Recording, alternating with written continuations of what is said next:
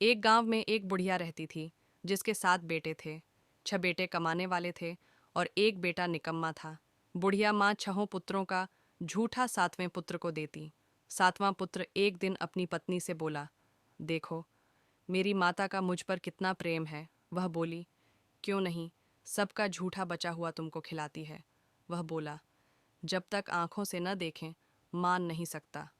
पत्नी ने हंसकर कहा, देख लोगे तब तो मानोगे। कुछ दिन बाद एक बड़ा त्योहार आया। घर में 7 प्रकार के भोजन और चूरमा के लड्डू बने।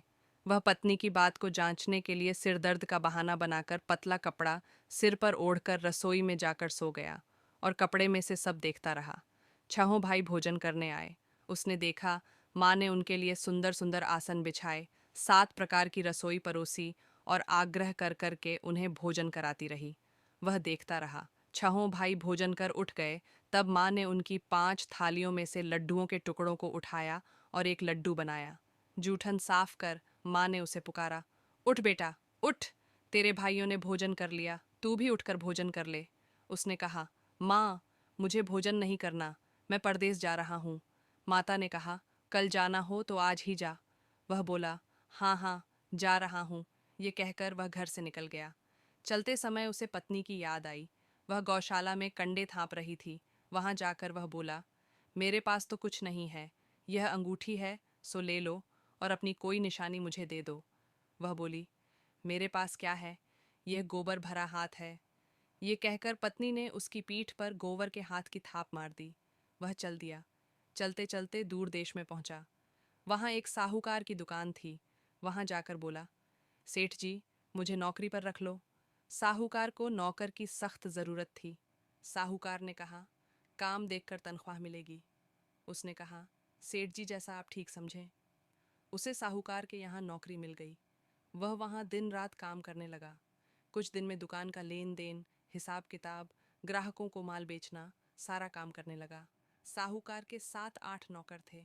वे सब चक्कर खाने लगे, लेकिन उसने अपनी लगन, परिश्रम और ईमानदारी से सभी को पीछे छोड़ दिया। उसे अपने की का फल मिला। सेठ ने भी उसका काम देखा और 3 महीने में ही उसे मुनाफे में साझीदार बना लिया। परिश्रम करते करते 12 वर्ष में ही वह नगर का नामी सेठ बन गया और सेठ अपना सारा कारोबार उस पर छोड़कर बाहर चला गया। इधर उसकी पत्नी पर क्या बीती वह सुने। सास ससुर उसे दुख देने लगे।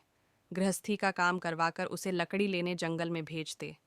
इस बीच घर की रोटियों के आटे से जो भूसी निकलती, उसकी रोटी बनाकर रख दी जाती और फूटे नारियल की नरेली में पानी दिया जाता।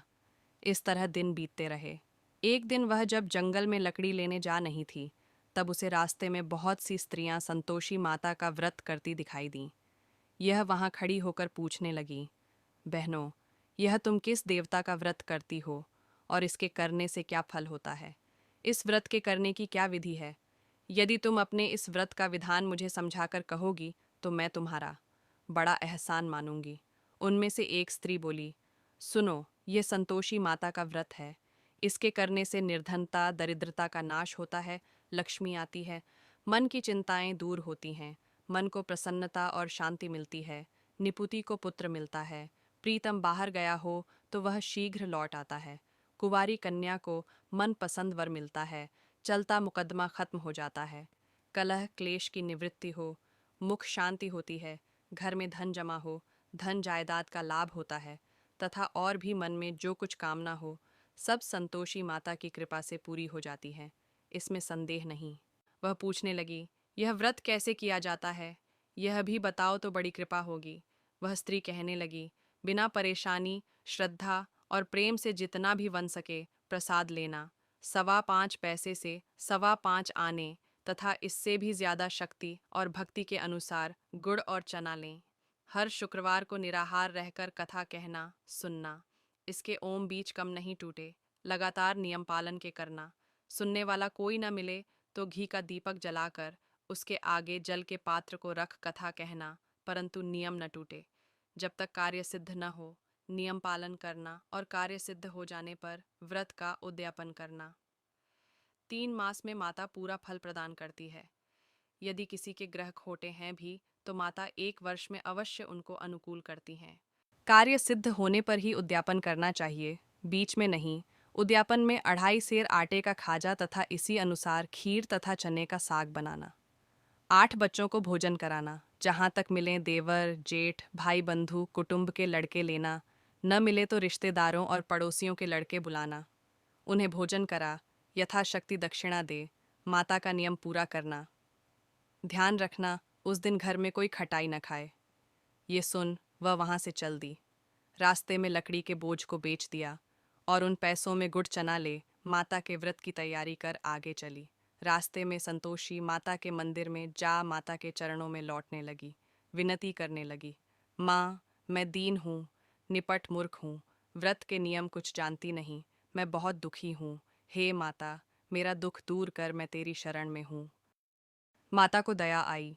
एक शुक्रवार बीता कि दूसरे शुक्रवार को ही उसके पति का पत्र आया और तीसरे शुक्रवार को उसका भेजा हुआ पैसा आ पहुंचा। यह देखकर जेठानी मुंह सिकोड़ने लगी। इतने दिनों बाद इतना पैसा आया, इसमें क्या बड़ाई है। लड़के ताने देने लगे। काकी के पास अब पत्र आने लगे, रुपया आने लगा। अब तो काकी की खातिर बढ़ेगी, अब तो काकी बुलाने से भी नहीं बोलेगी। बेचारी सरलता से कहती, भैया पत्र आए, रुपया आए तो हम सबके लिए अच्छा है। ऐसा कहकर आंखों में आंसू भरकर संतोषी माता के मंदिर में जा मातेश्वरी के चरणों में गिरकर रोने लगी। माँ, मैंने तुमसे पैसा नहीं मांगा, मुझे पैसे से क्या काम, मुझे तो अपने सुहाग से काम है, मैं तो अपने स्वामी के दर्शन और सेवा मांगती। तब माता ने प्रसन्न होकर कहा, जा बेटी, तेरा स्वामी जल्दी ही आएगा। ये सुन खुशी से बावली हो वह घर आकर काम करने लगी। संतोषी माँ विचार करने लगी, इस भोली पुत्री से मैंने कह तो दिया कि तेरा पति शीघ्र आएगा, पर आएगा कहाँ से। वह तो इसे स्वप्न में भी याद नहीं करता, उसे इसकी याद दिलाने तो मुझे ही जाना पड़ेगा। संतोषी माता ने उस बुढ़िया के बेटे को स्वप्न में समझाया, पुत्र तेरी घरवाली कष्ट उठा पाँच रही है। ये बोला, हाँ माता, यह तो मुझे भी मालूम है, परंतु क्या करूं, वहाँ कैसे जाऊं, परदेश की बात है, लेन देन का सारा हिसाब किताब है, कोई जाने का रास्ता नजर नहीं आता, आप ही कोई राह दिखाएं कि वहाँ कैसे जाऊं। माँ कहने लगीं, सवेरे नहा धोकर संतोषी माता का नाम ले, घी का दीपक जला दंडवत कर और दुकान पर जा बैठना। देखते देखते तेरा लेन देन चुक जाएगा, जमा माल बिक जाएगा, सांझ होते होते धन का ढेर लग जाएगा। वह अगले दिन सुबह बहुत जल्दी उठा। उसने अपने मित्र बंधुओं परिचितों से स्वप्न में माता द्वारा कही गई बात कह सुनाई। वे सब उसकी बात सुनकर उसकी खिल्ली उड़ाने लगे। वे कहने लगे कि कहीं कभी सपने की बात भी सच्ची होती है। एक बूढ़ा व्यक्ति बहुत समझदार था। वह बोला, देखो भाई, मेरी बात मानो, इस तरह सांच या झूठ कहने के बदले देवता ने जैसा कहा है वैसा ही करना। तेरा क्या जाता है। बूढ़े की बात मानकर नहा धोकर उसने संतोषी माता को प्रणाम किया। फिर भी का दीपक जलाकर दुकान पर जा बैठा। शाम तक धन का ढेर लग गया। वह हैरान हुआ। मन में संतोषी माता का नाम ले प्रसन्न हो घर जाने के वास्ते गहना कपड़ा सामान खरीदने लगा। सब काम से निपट अपने घर को रवाना हुआ। उधर उसको पत्नी जंगल में लकड़ी लेने गई। लौटते वक्त थक जाने के कारण संतोषी माता के मंदिर पर विश्राम करने बैठ गई। यह तो उसका रोज रुकने का स्थान था। धूल उड़ती देख उसने माता पूछा, हे माता, यह धूल कैसी उड़ रही है। माँ ने कहा, हे पुत्री, तेरा पति आ रहा है। अब तू ऐसा कर, लकड़ियों के 3 बोझ बना, एक नदी के किनारे रख, दूसरा मेरे मंदिर पर और तीसरा अपने सिर पर रख। तेरे पति को लकड़ी का गड्ढा देखकर मोह पैदा होगा। यह वहां रुकेगा, नाश्ता पानी बना खाकर माँ से मिलने जाएगा। तू लकड़ी का बोझ उठाकर जाना और बीच चौक में गड्ढा डालकर 3 आवाजें जोर से लगाना, लो सासू जी, लकड़ियों का गट्ठा लो, भूसी को रोटी दो, नारियल के खोपरे में पानी दो, आज कौन मेहमान आया है। संतोषी माँ की बात सुनकर वह बहुत अच्छा मान कहकर प्रसन्न मन से लकड़ियों के 3 बोझ बना लाई। एक नदी के तट पर, दूसरा माता के मंदिर पर रखा। इतने में ही मुसाफिर वहां आ पहुंचा। सूखी लकड़ी देख उसको इच्छा हुई कि अब यहीं विश्राम कर ले और भोजन बनाकर खा पीकर गांव चले। इस प्रकार भोजन कर विश्राम कर वह अपने गांव में आ गया। उसी समय बहू सिर पर लकड़ी का गड्ढा लिए आई। उसने गड्ढा को आंगन में डाल जोर से 3 आवाजें दी, लो सासू जी, लकड़ी का गड्ढा लो, भूसी की रोटी दो, नारियल के खोपर में पानी दो, आज कौन मेहमान आया है। यह सुनकर सास ने अपने दिए हुए कष्टों को भुलाने के लिए कहा, बहू तू ऐसा क्यों कहती है, तेरा मालिक ही तो आया है। बैठ, मीठा भात खाकर कपड़े गहने पहन। पत्नी की आवाज़ सुनकर उसका स्वामी बाहर आया और उसके हाथ में पहनी अंगूठी देख व्याकुल हो गया। उसने माँ से पूछा, माँ, ये कौन है? माँ बोली, बेट तेरी पत्नी है। आज 12 वर्ष हो गए हैं। जब से तू गया है तब से सारे गांव में जानवर की तरह भटकती फिरती है। कामकाज कुछ करती नहीं, 4 समय आकर खा जाती है। अब मुझे देखकर भूसी की रोटी और नारियल के खापरे में पानी मांगती है। वह बोला, माँ, मैंने इसे भी देखा है और तुम्हें भी। मुझे दूसरे घर की चाबी दो, मैं उसमें रहूँगा। ठीक है बेटा, जैसी तेरी मर्जी, कहकर माँ ने चाबी का गुच्छा बेटे के सामने रख दिया। उसने दूसरे घर को खोलकर सारा सामान जमाया। एक ही दिन में वहाँ राजा के महल जैसा ठाट बाट बन गया। अब क्या था, वह सुख भोगने लगी। अगला शुक्रवार उसने पति से कहा, मुझे संतोषी मात का उद्यापन करना है। पति बोला, बहुत अच्छा, खुशी से कर लो। वह उद्यापन की तैयारी करने लगी। जेठ के लड़कों को भोजन के लिए कहने गई। उन्होंने मंजूर किया, परंतु पीछे से जेठानी ने अपने बच्चों को सिखलाया, देखो रे, भोजन के समय सब लोग खटाई मांगना, जिससे उसका उद्यापन पूरा न हो। लड़के भोजन करने आए, खीर पेट भरकर खाई, परंतु बात याद आते ही कहने लगे, हमें कुछ खटाई खाने को दो, खीर खाना हमें भाता नहीं, देखकर अरुचि होती है। लड़के उठ खड़े हुए, बोले, पैसे लाओ। भोली बहू कुछ जानती न थी, उसने उन्हें पैसे दे दिए। लड़कों ने बाजार जाकर उन पैसों से इमली खरीदी और खाई। यह देखकर बहू पर माताजी ने कोप किया। राजा के दूत उसके पति को पकड़कर ले गए। अब सब मालूम हो जाएगा जब जेल की रोटी खाएगा। बहू से यह वचन सहन नहीं हुए। वह संतोषी माता के मंदिर में गई और कहने लगी, माता, तुमने यह क्या किया? हंसाकर क्यों रुलाने लगी? माता बोली, पुत्री, तूने मेरा व्रत भंग किया है, इतनी जल्दी सब बातें भुला दी। वह बोली, माता, भूली तो नहीं हूँ, न कुछ अपराध किया है, मुझे तो लड़कों ने भूल डाल दिया, मुझे क्षमा करो माँ। माँ बोली, ऐसी भूल भी कहीं होती है। ये बोली, अब कोई भूल नहीं होगी। अब बताओ, मेरे पति कैसे आएंगे? माँ बोली, पुत्री, जा, तेरा पति तुझे रास्ते में ही आता मिलेगा। वह मंदिर से निकलकर बाहर आई तो रास्ते में उसे अपना पति आता हुआ मिला।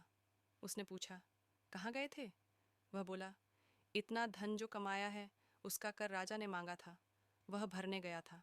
वह प्रसन्न होकर बोली, भला हुआ, अब घर चलो। फिर अगला शुक्रवार आया। वह बोली, मुझे माता का उद्यापन करना है। पति ने कहा, ठीक है, करो। वह फिर जेठ के लड़कों से भोजन को कहने गई। जेठानी ने लड़कों को सिखा दिया कि तुम पहले ही खटाई मांगना। लड़के भोजन करने बैठे, लेकिन भोजन करने से पहले ही कहने लगे, हमें खीर पूरी नहीं भाती, जी बिगड़ता है, कुछ खटाई खाने को दो। यह बोली, खटाई खाने को नहीं मिलेगी, खाना हो तो खाओ। उनके उठकर चले जाने पर उसने ब्राह्मणों के लड़के बुलाकर भोजन करवाया। दक्षिणा की जगह उन्हें एक एक फल दिया। इससे संतोषी माता प्रसन्न हो गई। माता की कृपा से 9 माह बाद उसको चंद्रमा के समान एक सुंदर पुत्र प्राप्त हुआ। पुत्र को लेकर वह प्रतिदिन संतोषी माता के मंदिर में जाने लगी। माँ ने सोचा कि यह रोज आती है, आज क्यों न मैं ही इसके घर चलूं, इसका आसरा देखूं तो सही। यह विचार कर माता ने भयानक रूप बनाया। गुड़ और चने से सना मुख, ऊपर से मुंड के समान होंठ, उस पर मक्खियाँ भिनभिना रही थीं। दहलीज में पैर रखते ही उसकी सांस चिल्लाई, देखो रे, कोई चुड़ैल डाकिनी चली आ रही, लड़को, इसे भगाओ, नहीं तो सबको खा जाएगी। बहू रोशनदान से देख रही थी, वहीं प्रसन्न हो उठी, आज मेरी माता मेरे घर आई हैं। यह कहकर दूध पीते बच्चे को गोद उतार दिया।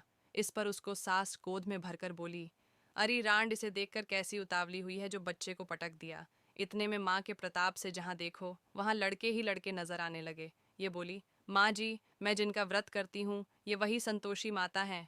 इतना कह उसने झट से घर के सारे किवाड़ खोल दिए।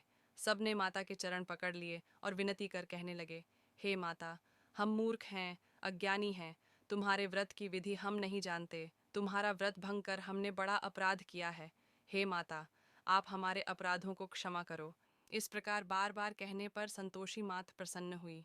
इसके बाद उसकी सास कहने लगी, हे संतोषी माता, आपने बहू को जैसा फल दिया वैसा सबको देना। जो यह कथा सुने या पढ़े उसका मनोरथ पूर्ण